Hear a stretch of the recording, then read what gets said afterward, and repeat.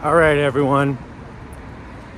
I want to speak on something called terminal uniqueness.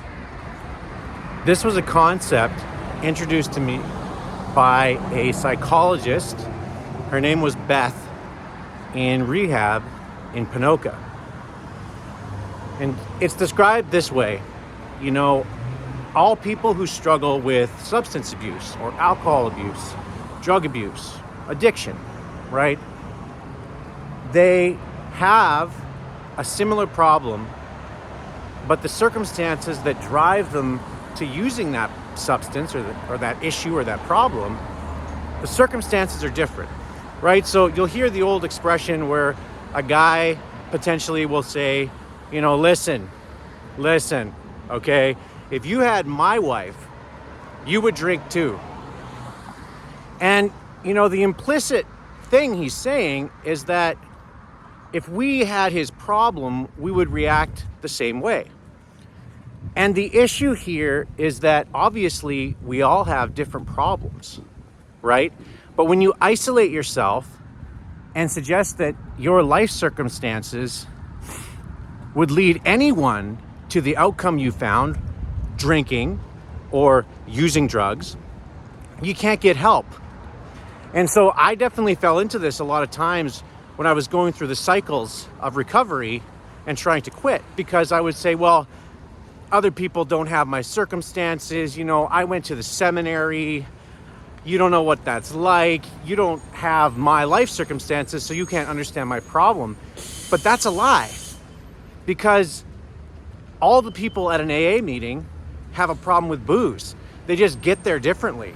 They have different wives, they have different jobs, they have different financial struggles. But the truth is, they have something that makes them drink. And when you can realize you have that in common with people, then you can get help. Terminal uniqueness. I don't know if I've done a great job explaining it, but it really changed my belief surrounding recovery. Beth was really awesome, and Beth is one of my top 10 reasons to go to rehab, because you get to talk to people who've experienced multiple other people with substance abuse problems, and you get to connect with them. Another example would be just in your own life when you think, okay, I can't accomplish something because I was raised differently, or because I have type 1 diabetes personally, for example.